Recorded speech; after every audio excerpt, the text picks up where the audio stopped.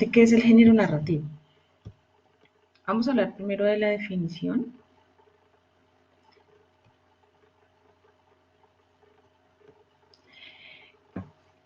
¿Qué consiste? El género narrativo es aquel que se caracteriza por contar una historia. Es un texto en el que puede ser real o ficticio, protagonizado por uno o más personajes ubicados en una época y espacio. Nosotros desde primaria siempre nos hemos enfrentado al género narrativo, es lo que nosotros nos leen, que los cuentos, que las fábulas, que las leyendas, que los mitos. Y no es solamente lo que nosotros encontramos en la parte escrita, sino también en la parte visual. Toda la parte visual pertenece al género narrativo. Por esa razón fue que ustedes los envía a que vieran una película y una crónica. Las dos tipologías textuales pertenecen al género narrativo, pero tienen grandes diferencias. El punto en común que tienen es que cuentan una historia, pero la cuentan de manera diversa. Rápidamente, vamos a hablar de las características que tiene un texto narrativo. Primero, tiene un título. Está escrito en párrafos. Recuerden que el párrafo es el que inicia desde la mayúscula hasta el final y cubre todo el renglón. No es igual que un poema. El poema va por versos y normalmente ocupa una parte del renglón. Existe un narrador, alguien que cuenta la historia. A veces lo identificamos, otras veces no. En la mayoría de las películas o en las novelas no hay ningún narrador implícito, pero sabemos que alguien nos está contando la historia. Hay unos personajes, hay bastantes personajes y hay mucha clasificación de personajes. Están los protagonistas, los antagonistas, los secundarios, los incidentales, los que son redondos, los que son lineales. O sea, hay una clasificación, pero eso lo vamos a trabajar mucho más adelante. Y siempre va a haber un lugar donde ocurren los hechos. Esas son las 5 características principales de un texto narrativo. Por ejemplo, en el ejemplo que colocamos, tiene un título, es El arbolito peligroso.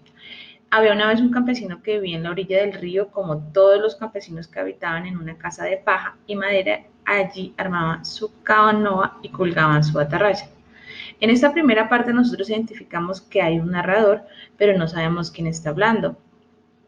Sabemos que los personajes son unos campesinos que sembraban maíz y sabemos o se infiere que el lugar donde ocurren los hechos es cerca a un río.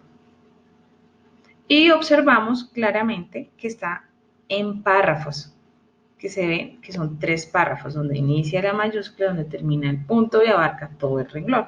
Estas son las características principales del género narrativo y de cualquier tipología perteneciente al género narrativo.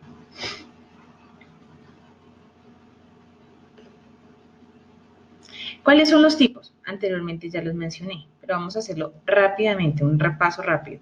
La fábula es una narración breve en cuyos protagonistas son los animales, por eso sale un animalito ahí. El siguiente es el mito, son protagonizados por criaturas sobrenaturales y nos quieren explicar el origen de las cosas. Está la leyenda, que también es una narración breve, pero combina hechos reales con hechos sobrenaturales. Ahí aparecen como la patasola y, y todos esos personajes. Y el cuento, que es una narración breve, que puede tener una trama real o imaginaria. Como pueden observar, las películas que ustedes debieron haber visto las semanas anteriores son cuentos, son películas inspiradas en cuentos. Las tramas normalmente son fantásticas. Quiere decir que no son reales. Voy a hacerles una aclaración porque yo ya leí las actividades que ustedes me mandaron sobre la novela y sobre la crónica. Sobre la novela, que fue la película, que ahí va inmerso, es una narración más extensa, emplea el narrador tipo cámara, porque nosotros no sabemos quién está contando la historia, pero podemos comprender la historia. Tiene muchos personajes, ocurre en varios sitios, épocas o momentos del tiempo y puede contar hechos reales o ficticios. Las películas que nosotros vemos infantiles de Canal de Señal Colombia, pues cuentan hechos que no son reales, son ficticios.